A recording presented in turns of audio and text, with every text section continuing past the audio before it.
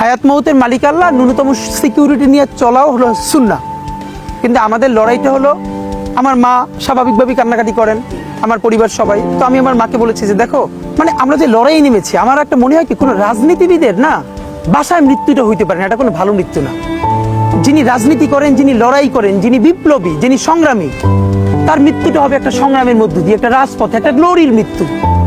আমি তো ভীষণভাবে প্রত্যাশা করি, আমি ছোটবেলা থেকে এই স্বপ্নটা দেখি, অনেক জায়গায় বলেছি, একটা তুমুল মিছিল হচ্ছে অন্যায়ের বিরুদ্ধে, সেই মিছিলের সামনে আমি আছি, কোনো একটা বুলেট এসে আমার বুকটা হয়তো বিদ্ধ করে দিয়েছে, এবং সেই মিছিলে আমি হাসতে হাসতে আমি শহীদ হয়ে গেছি।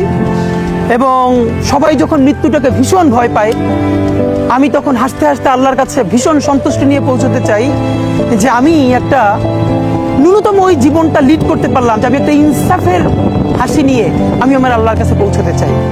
সুতরাং আগামী 50 বছর বাঁচলাম, কোনো ইম্প্যাক্ট তৈরি হলো না আমার দিয়ে, দেশের জন্য, রাষ্ট্রের জন্য, উম্মার জন্য, জাতির জন্য।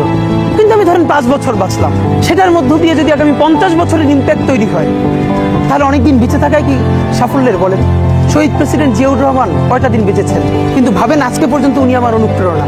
হাঁটতে হাঁটতে আমার পা ফুলে যায়, আমি, আমার টিম, সেদিনকে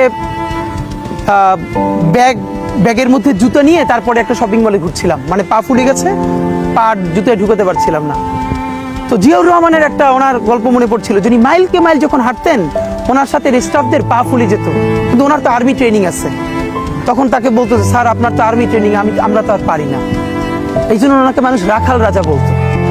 তা আমরাও সারা বাংলাদেশের 56,000 বর্গ মাইলে হাঁটতে চাই, আমরা ইনসাফের চাষাবাদ করতে চাই, একটা স্বাধীন সার্বভৌমত্বের সততার বাংলাদেশ তৈরি করতে চাই। আল্লাহ যে কয়দিন হায়াতে রাখবেন, এই লড়াইটা করব।